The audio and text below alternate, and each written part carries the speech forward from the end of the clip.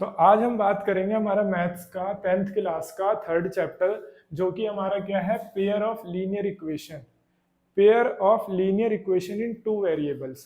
तो linear equation का pair, और ऐसी लीनियर इक्वेशन जो कितने वेरिएबल्स के साथ हो, दो वेरिएबल्स के साथ हो।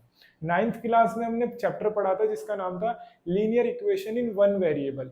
तो उसकी जो स्टैंडर्ड फॉर्म थी वो ये वाली थी, जहां पे हमारे को एक वेरिएबल दिखता है सिंपली x, वो y भी हो सकता है और z भी हो सकता है। लेकिन यहां पर हमारे को दो वेरिएबल देखने को मिलेंगे। तो चैप्टर का नाम है linear equation in two variables. तो दो वेरिएबल हो गए x और y। x और y की जगह अल्फा बीटा भी हो सकता है, u और v भी हो सकता है, w और z भी हो सकता है। हमारे पास दो वेरिएबल होंगे, कितने, दो, x और y। और लीनियर इक्वेशन का मतलब क्या होता है, आप सभी को पता है कि हमारी मैक्सिमम पावर कितनी रहेगी, 1 रहेगी। तो ऐसी इक्वेशन जिसमें मैक्सिमम पावर 1 हो और दो वेरिएबल हो और जोड़ा होना चाहिए, मतलब दो इक्वेशन होगी यहाँ पे हमारे पास। और पूरे चैप्टर में हमारे को दो इक्वेशन एक साथ मिलेगी और हमारे को सॉल्व करना पड़ेगा। और उन दोनों को सॉल्व करके हमारे को x और y की वैल्यू, p और q की वैल्यू, इस तरह हमें वैल्यू फाइंड करनी है। तो समझते हैं इस चैप्टर को, ध्यान से समझना, बहुत आसान चैप्टर है, बहुत इजी चैप्टर है। सबसे पहले हमें लीनियर इक्वेशन समझ गए, मैक्सिमम पावर 1 होगी। और इस चैप्टर में टू वेरिएबल वाली, यानी उसकी स्टैंडर्ड फॉर्म ये है, ax plus B Y plus C equal to 0। तो ax plus B Y plus C equal to 0, दो वेरिएबल है यहाँ पे, एक है x और एक है y। a के साथ जो है वो x है, b के साथ जो है वो y है, और c जो है यहाँ पे कांस्टेंट टर्म है। कांस्टेंट मतलब एक नंबर है बेसिकली। तो अगर आपसे पूछा जाएगा कि a क्या है, व्हाट इज a, तो आप बोलोगे जो x का कोएफिशिएंट है वो a है, यानी x के साथ जो है वो a है, और जो y के साथ है वो क्या है, b, और c जो है वो उसके साथ ना x है ना ही y है, वो अकेला है। तो c क्या है, कांस्टेंट टर्म। तो आपको ए, बी और सी पता करना आना चाहिए, क्योंकि पहली एक्सरसाइज में 3.1 में उसका यूज है। तो ए क्या है, जो एक्स के साथ है, बी क्या है, जो वाई के साथ है, और सी क्या है, जो कांस्टेंट टर्म है। और ये स्टैंडर्ड फॉर्म है हमारी, A X plus B Y plus C equal to 0। ऐसे हमारे को दो इक्वेशन मिलेगी हर क्वेश्चन में, क्योंकि चैप्टर का नाम है पेयर। पेयर का मतलब होता है जोड़ा। तो pair of linear equation, linear equation का पेयर मिलेगा हमारे को। जैसे हमारे को यहाँ पे दो इक्वेशन दे रखी है, x plus Y equal to 2। तो बहुत इजी है भाई, x plus Y equal to 2 और x minus Y equal to 14। तो अब हमसे बोला है, चलो हम a और b और c बताते हैं। तो यहाँ पे a क्या होगा, जो x के साथ है, तो x के साथ क्या है, कुछ नहीं है तो 1 है। तो मैंने बोला ठीक है, a 1 हो गया। b क्या होता है, जो y के साथ होता है, तो y के साथ क्या है, जो कुछ, यहाँ पे तो कुछ नहीं लिखा, तो y के साथ मल्टीप्लाई में क्या होगा, 1। तो b क्या हो गया, 1, और a क्या है, 1, और c क्या हो गया हमारे पास, 2। अब इस 2 को हम इधर ले आएंगे तो c माइनस का 2 हो जाएगा, और अगर हम उधर वाला c मान के चल रहे हैं तो प्लस का 2 है। इसी तरीके से इसमें a क्या होगा, x के साथ कोई नंबर नहीं है, यानी 1। तो a क्या हो गया, 1, और b क्या हो गया, -1। क्यों, क्योंकि y के साथ कुछ नहीं है तो कुछ नहीं है तो 1, लेकिन आगे जो साइन है वो किसका साइन है, माइनस का साइन है। दैट इज वाई जो b है वो -1 है, और c क्या है, 14। दोनों c हमने उस तरफ वाले ले रखे हैं। अगर हम इनको इस तरफ ले आते तो दोनों माइनस के होते, क्योंकि दोनों इक्वल टू के उस तरफ क्या है, प्लस के हैं। तो a, b और c हमें निकालना आ गया। अब एक बात समझो आप, ये जो हमारे को वन वेरिएबल वाला जो हमने 9th में पढ़ा था ना, वो हमारा किसी पॉइंट का इक्वेशन था। एक तरह से नंबर लाइन पे हम उसको क्या करते थे, डिस्क्राइब करते थे या रिप्रेजेंट करते थे। इस वाली को नंबर लाइन पे हम इसको शो करते थे। लेकिन ये जो टू वेरिएबल वाला है, ये टू वेरिएबल वाला एक लाइन की इक्वेशन है, और इसको हम ग्राफ पे शो करेंगे। ग्राफ कौन सा, 2D ग्राफ। ये वाला हमने ग्राफ पढ़ा है ना बच्चों, जिसमें खड़ी लाइन जो होती है वो y होती है, और जो लेटी हुई लाइन होती है वो x होती है, y एक्सिस और x एक्सिस। तो ये लाइन की इक्वेशन है, ठीक है। तो हमारे को ग्राफ बनाना आना चाहिए, वो भी हम सीखेंगे आगे। तो ये लाइन की इक्वेशन है। अब दो इक्वेशन दे रखी है, अब वो दो लाइन है बेसिकली। अगर हम इन दोनों इक्वेशन की बात करें तो ये दोनों इक्वेशन लाइन की इक्वेशन है। अब अगर इन दोनों की लाइन हम बनाएंगे ग्राफ पेपर पे, तो वो लाइन हो सकता है एक दूसरे को काटे, हो सकता है एक दूसरे को ना काटे, पैरेलल लाइंस बन जाए, हो सकता है एक लाइन के ऊपर दूसरी लाइन बन जाए, तो उस लाइन को हम कोइंसिडेंट लाइन कहते हैं। तो इस चैप्टर में हमारे को सॉल्यूशन निकालने हैं। सॉल्यूशन निकालने के 3 मेथड है, एक ग्राफ वाला मेथड है, एक है एलिमिनेशन मेथड और एक है सब्स्टिट्यूशन मेथड। उन मेथड पे भी हम आएंगे, लेकिन पहले समझते हैं कि जब हम इनका ग्राफ बनाएंगे तो वो ग्राफ बेसिकली दोनों तो लाइन है, ये भी इसकी भी लाइन बनेगी, इसकी भी लाइन बनेगी ग्राफ पे। अब जो दो लाइन बनाएंगे, क्योंकि दो इक्वेशन है तो दोनों इक्वेशन का लाइन बनेगा ग्राफ पे, तो वो दोनों लाइन कैसी हो सकती है? तो वो लाइन हो सकती है इंटरसेक्टिंग, कोइंसिडेंट और पैरेलल लाइंस। अब आपसे पूछता है क्वेश्चन में कि बताओ इस जो दो इक्वेशन दे रहे हैं इनका ये कंसिस्टेंट है या इनकंसिस्टेंट है। तो पता कैसे चलेगा कि वो जो दो इक्वेशन हमारे को दे रखी है वो कंसिस्टेंट है या इनकंसिस्टेंट है? तो अगर कंसिस्टेंट होती है तो सॉल्यूशन एग्जिस्ट करता है, इसमें सॉल्यूशन एग्जिस्ट करता है, और इनकंसिस्टेंट में सॉल्यूशन एग्जिस्ट नहीं करता। तो आपको दो इक्वेशन दे रखी होगी, दोनों इक्वेशन का यूज करके आप बताओगे कि कंसिस्टेंट है या इनकंसिस्टेंट है। तो कंसिस्टेंट के लिए वो लाइन इंटरसेक्टिंग होनी चाहिए और कोइंसिडेंट होना चाहिए।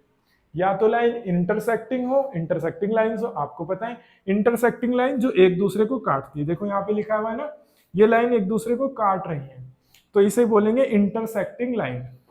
और ये कोइंसिडेंट लाइन है, कोइंसिडेंट लाइन मतलब जो लाइन के ऊपर लाइन हो, यानी दोनों एक के ऊपर एक है, तो इसे बोलेंगे कोइंसिडेंट लाइंस। तो अगर वो जो दो इक्वेशन है उन दोनों इक्वेशन का ग्राफ या तो इंटरसेक्टिंग बने या कोइंसिडेंट बने तो हम उसको क्या बोलेंगे? कंसिस्टेंट बोलेंगे। अब पता कैसे चलेगा कंसिस्टेंट है या इनकंसिस्टेंट है? तो उसके लिए हमारे को ए, बी और सी पता करने आने चाहिए। हमारे को पता होना चाहिए कि ए क्या है, बी क्या है, सी क्या है। तो मैंने आपको बताया ए क्या होता है जो एक्स के साथ होता है, बी क्या होता है जो वाई के साथ होता है, और सी ना एक्स के साथ होता है ना वाई के साथ होता है, वो कांस्टेंट टर्म होती है। तो हमें ए, बी और सी पता करना आता है तो हम इजीली बता सकते हैं कि वो लाइन इंटरसेक्टिंग बनेगी, यानी उन दोनों का ग्राफ कैसा बनेगा? इंटरसेक्टिंग बनेगा या कोइंसिडेंट लाइन बनेगी या पैरेलल लाइंस बनेगी। तो अगर हमें पता चल गया कि वो इंटरसेक्टिंग लाइन है, इंटरसेक्टिंग का मतलब कंसिस्टेंट, और कंसिस्टेंट का मतलब सॉल्यूशन एग्जिस्ट करता है। और अगर कोइंसिडेंट लाइन है तो कोइंसिडेंट में भी कंसिस्टेंट और कंसिस्टेंट में भी सॉल्यूशन एग्जिस्ट करता है। तो हमारे को ये फार्मूला दे रखा है इंटरसेक्टिंग का और ये दे रखा है कोइंसिडेंट लाइन का। अगर वो लाइन इंटरसेक्टिंग बन रहा है तो उसका यूनिक सॉल्यूशन है। कितना यूनिक? यूनिक का मतलब होता है सिर्फ एक सॉल्यूशन निकलेगा एक्स और वाई का, तो उसे बोलेंगे यूनिक सॉल्यूशन। और यूनिक सॉल्यूशन किस में होता है? इंटरसेक्टिंग लाइंस में। और अगर मान लो कोइंसिडेंट लाइन है तो कोइंसिडेंट लाइन में कितने सॉल्यूशन होंगे एक्स और वाई के? Many solution. मैनी मतलब बहुत सारे, इनफाइनाइट मैनी सॉल्यूशन। और पैरेलल लाइंस में ये फार्मूला है, अभी इस फार्मूले के बारे में भी बात करेंगे। नो सॉल्यूशन, उसमें कोई सॉल्यूशन नहीं होता। पैरेलल लाइंस ये जो कभी एक दूसरे को काटती नहीं है, कभी एक दूसरे से टच नहीं होती, बस साथ साथ चलती जाती है। तो अब पता करना है, मान लो इंटरसेक्टिंग लाइंस, तो दो इक्वेशन है, पहली वाली का ए बी सी को हम मान लेंगे A1 B1 C1, और दूसरी वाली इक्वेशन का ए बी सी को हम मान लेंगे A2 B2 C2। तो हमारे पास दो इक्वेशन गिवन होगी, तो पहली वाली का A B C A1 B1 C1 और दूसरी वाली का ए बी सी को A2 B2 C2। तो अगर हमारा A1 अपॉन में A2 does not equal to B1 upon में B2 आ गया, यानी हमने A1 अपॉन में A2 रखा इक्वल टू B1 अपॉन में B2 रखा और उनको सिंप्लीफाई किया, अगर वो सिंप्लीफाई हो रहे हैं तो, और सिंप्लीफाई करने पे वो दोनों इक्वल नहीं आ रहे, तो जब इक्वल नहीं आ रहे तो इसका मतलब वो इंटरसेक्टिंग लाइंस है। तो आपको ये पता होना चाहिए। अभी इसके ऊपर हम एग्जांपल भी सॉल्व करेंगे। अगर मान लो A1 अपॉन में A2 इक्वल आ गया B1 अपॉन में B2 और इक्वल आ गया C1 अपॉन में C2, मतलब तीनों इक्वल आ गए सिंप्लीफाई करने पे या वैसे ही इक्वल आ गए। तो अगर A1 अपॉन में A2 इक्वल है B1 अपॉन में B2 के और C1 और C2 के इक्वल है, तो यानी ये कौन सा लाइन है? कोइंसिडेंट लाइन है। और इसके कितने सॉल्यूशन होंगे? बहुत सारे सॉल्यूशन होंगे। पैरेलल लाइंस का फार्मूला क्या होता है? A1 अपॉन में A2 इक्वल होता है B1 B2 के, यहाँ पे B2 आएगा B1 B2 के, लेकिन इक्वल नहीं होता किसके? C1 अपॉन में C2 के। यानी इसमें पहले दो इक्वल होते हैं, इसमें तीनों इक्वल होते हैं और इसमें कोई भी इक्वल नहीं होता। तो अगर कोई भी इक्वल नहीं है यानी A1 अपॉन में A2 B1 B2 के इक्वल नहीं है तो इंटरसेक्टिंग, और तीनों इक्वल है तो कोइंसिडेंट, और पहले दो इक्वल है तीसरा इक्वल नहीं है तो पैरेलल लाइंस है वो।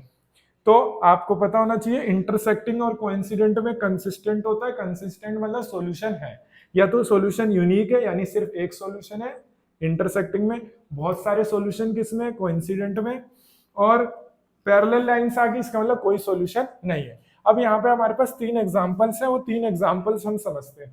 सबसे पहला, एक इक्वेशन, 2 इक्वेशन दे रखी होगी आपको, और दोनों इक्वेशन को आपको देख के बताना है कि वो इक्वेशन जो है, दोनों इक्वेशन का जो ग्राफ बनेगा, लाइन बनेगी, वो इंटरसेक्टिंग बनेगी, कोइंसिडेंट बनेगी या पैरेलल बनेगी।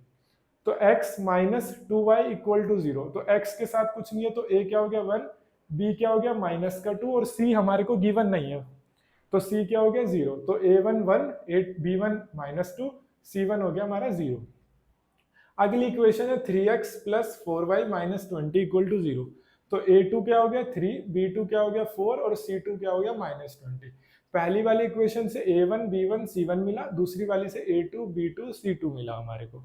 अब रखते हैं a1 अपॉन में a2 b1 by b2 c1 by c2 पे, तो a1 कितना था 1, a2 कितना था 3, 1 अपॉन में 3 इक्वल टू रखा b1 बाई b2 के, यानी माइनस 2 अपॉन में 4, यहाँ पे 4 आएगा, मैंने 3 रख रखा है, यहाँ 4 आएगा। और इसी तरीके से c1 क्या था 0 और c2 कितना था माइनस 20। तो अगर आप इनको सॉल्व करो तो 1 अपॉन में 3, इसको अगर आप सिंप्लीफाई करोगे 1 अपॉन में 2 माइनस 1 अपॉन में 2, तो 1/3 क्या माइनस 1/2 के इक्वल होगा, नहीं होगा। इसका मतलब पहले दो इसमें इक्वल नहीं है और तीसरा भी इक्वल नहीं है। तो जब पहले दो इक्वल नहीं आते तो हम इसे क्या कहते हैं, इंटरसेक्टिंग लाइंस, क्योंकि उसमें पहले दो a1 अपॉन में a2 b1 b2 के इक्वल नहीं है, तो इंटरसेक्टिंग लाइंस। और इसमें सिर्फ एक सॉल्यूशन होगा x और y का, यूनिक सॉल्यूशन। अगला एग्जांपल देखते हैं, 2x plus 3y minus 9 equal to 0, और उसका एक और एग्जांपल क्या दे रखा है, 4x plus 6y minus 18 equal to 0। तो पहली वाली से हमारे को a1 b1 c1 मिलेगा, दूसरी वाली से a2 b2 c2 मिलेगा। तो 2x में 2 a1 हो गया, 3y में 3 b1 हो गया, और माइनस का 9 c1 हो गया। इसी तरीके से 4x प्लस 6y माइनस 18 में 4 a2 हो गया, 6 हमारा b2 हो गया, और c हमारा माइनस 18 हो गया। इसमें रखेंगे a1 अपॉन में a2 b1 बाई b2 और c1 बाई c2 में चेक करने के लिए कि कौन कौन सी चीजें इक्वल आ रही है। तो a1 क्या था 2 और a2 क्या था 4, b1 क्या था 3, b2 क्या था 6, c1 क्या था माइनस 9, c2 क्या था माइनस 18। तो एक कट जाएगा, 2 1 जा 2 2 जा, 3 1 जा 3 2 जा, माइनस से माइनस कैंसिल, 3 3 9 1 जा 9 2 जा। तो इसमें देखो सारा का जब हमने सिंप्लीफाई किया, क्योंकि सिंप्लीफाई हो रहा था, तो क्या आया 1/2 1/2 1/2, इसमें तो तीनों इक्वल है, यानी a1 by a2 equal to b1 by b2 equal to c1 by c2। तो ये किसके इक्वल है, इस वाले के। और ये कौन सा लाइन बनेगा, कोइंसिडेंट लाइन बनेगा, बहुत सारे सॉल्यूशन होंगे और कंसिस्टेंट है। कंसिस्टेंट मतलब उसका सॉल्यूशन एग्जिस्ट करता है। एक लास्ट एग्जांपल समझते हैं जिसमें हमारे को तीसरा वाला समझ आएगा और हमारा ये टॉपिक पूरा अच्छे से क्लियर हो जाएगा। तो क्या है वो, x plus 2y minus 4 equal to 0, पहली इक्वेशन। दूसरी वाली ये रही 2x plus 4y minus 12 equal to 0। तो पहली वाली इक्वेशन से a1 b1 c1 मिलेगा, दूसरी वाली से a2 b2 c2 मिलेगा। क्योंकि दो इक्वेशन है ना, दोनों को a b c से नहीं कर सकते वरना सेम हो जाएगा, इसलिए पहली वाली के लिए a1 b1 c1 और दूसरी वाली के लिए a2 b2 c2। तो इसके a1 मिल गया, इस x के साथ कुछ नहीं है तो 1, b1 मिल गया हमारे को 2 और c1 मिल गया माइनस का 4। इसी तरीके इससे मिल जाएगा a2 2 b2 4 और c2 माइनस का 12। अब इसमें हम चेक करेंगे a1 by a2 b1 by b2 c1 by c2 में रख के। तो a1 क्या निकला था 1 और a2 2, 1/2, b1 क्या था 2 और b2 क्या था 4 रख दिया, c1 क्या था माइनस 4 रख दिया, c2 क्या था माइनस का 12। अब 1/2 तो सिंप्लीफाई नहीं होगा, लेकिन 2/4 हो जाएगा, 2 1 जा 2 2 जा, तो ये भी 1/2 आ गया। माइनस से माइनस कैंसिल, 4 1 जा 4 3 जा, 1/3 आ गया। तो ये दोनों तो इक्वल है, 1/2 इक्वल है, लेकिन तीसरा वाला इक्वल नहीं है। तो पहले दो किस में इक्वल होते हैं, पैरेलल लाइंस में। तो पैरेलल लाइंस है ये दोनों का जो ग्राफ बनेगा वो कैसा बनेगा, पैरेलल लाइंस का। और इनका कोई सॉल्यूशन नहीं होगा और ये इनकंसिस्टेंट है। इनकंसिस्टेंट क्यों है, क्योंकि इनका कोई सॉल्यूशन नहीं है। तो हमने 3 एग्जांपल देखे जिसमें हमने पहले a1 b1 c1 और दूसरी वाली से a2 b2 c2 निकाला। उसके बाद हमने ये चीज में कंपेयर करा कि कौन कौन सी चीज आपस में इक्वल आ रही है। तो अगर तीनों इक्वल आते हैं तो वो किस में होता है, कॉन्सिडेंट लाइन, और दो इक्वल आते हैं तो पैरेलल, और कोई इक्वल नहीं आता तो इंटरसेक्टिंग। तो तीनों में हमें पता चल गया। और अगर आपको पता है इंटरसेक्टिंग यूनिक सॉल्यूशन हो, एक ही सॉल्यूशन है, कोइंसिडेंट में इनफाइनाइट सॉल्यूशन है, और पैरेलल में कोई सॉल्यूशन नहीं है। और आपको ए बी सी पता होना चाहिए। ए क्या होता है जो एक्स के साथ होता है, बी क्या होता है जो वाई के साथ, और सी कांस्टेंट टर्म होता है। इसमें आप कंपेयर करोगे और चेक करोगे कि इनमें से कौन सा आ रहा है। जो आ रहा है वो वाली लाइन है और उतने सॉल्यूशन है। इंटरसेक्टिंग आ रहा है तो यूनिक सॉल्यूशन है, कोइंसिडेंट आ रहा है बहुत सारे सॉल्यूशन है, पैरेलल कोई सॉल्यूशन नहीं है। इन दोनों में कंसिस्टेंट होता है, कंसिस्टेंट का मतलब सॉल्यूशन है, देखो इन दोनों में है ना सॉल्यूशन। और इनकंसिस्टेंट पैरेलल कोई सॉल्यूशन नहीं होता, नो सॉल्यूशन होता है। तो आपको एग्जांपल दे रखे हैं 3.1 में, क्वेश्चन दे रखे हैं, उसमें आपसे पूछा है कंसिस्टेंट है या इनकंसिस्टेंट है। तो आप इसी तरीके से सॉल्व करोगे। अगर ये वाली दोनों लाइन आ जाती है तो इसका मतलब क्या है, कंसिस्टेंट है। लेकिन अगर ये वाली लाइन आती है इसका मतलब इनकंसिस्टेंट है। कभी कभार आपसे पूछेगा बताओ कौन सी लाइन है, इंटरसेक्टिंग है, पैरेलल है, कोइंसिडेंट है, तो भी आप इन तीनों चीजों का यूज करके बताओगे। तो दो इक्वेशन आपको गिवन है। जो थर्ड चैप्टर है उसमें आपको सिर्फ दो इक्वेशन गिवन है और उन दोनों इक्वेशन को यूज करके आपको बताना है 3.1 में कि वो लाइन इंटरसेक्टिंग है, कोइंसिडेंट है, पैरेलल है। होप आपको अच्छे से समझ आ गया होगा, इसमें कोई डाउट नहीं होगा।